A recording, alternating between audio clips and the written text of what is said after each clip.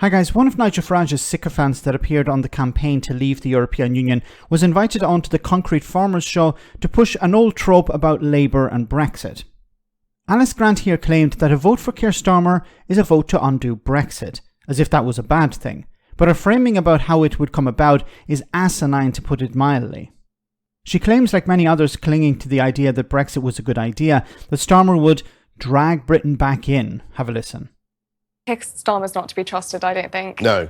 But I especially worry specifically for the Brexit issue because he's always been at the forefront of this campaign for a second referendum. Yeah. And as the British people, we mustn't forget that if he was in power, he could potentially drag us back into the EU. Yeah. Drag us back into the EU. Oh my goodness. Okay.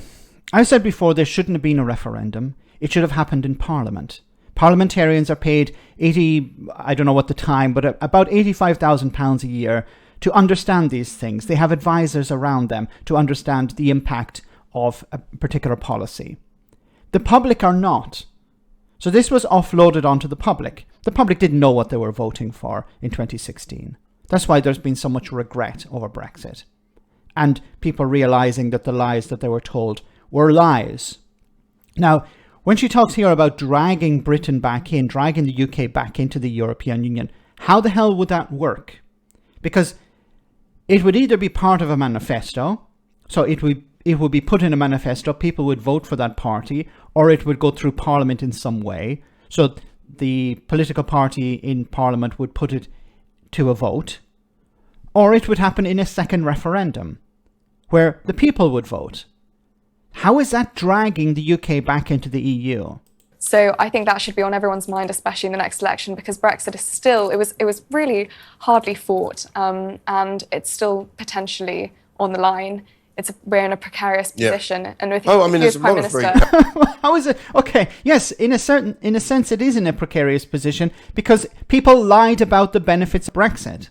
People told the public that if we leave the European Union, we'll have more money for the NHS. If we leave the European Union, we'll be able to bring down immigration. If we leave the European Union, we'll be able to have a growing economy. All of this was lies.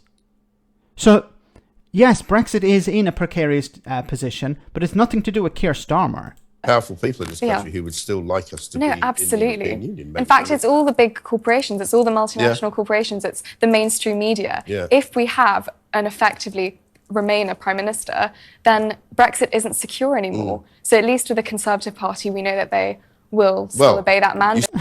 The big corporations and the mainstream media want to rejoin the European Union. There are small businesses that were convinced by the likes of Nigel Farage and people like this person that if they voted to leave, things would get better.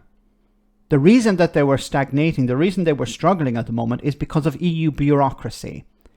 Now that the UK is outside the European Union, or I should say Great Britain is outside the single market, things are worse for them. Many small businesses have closed or downsized or have been forced to relocate some of their operations to the European Union in order to continue operating.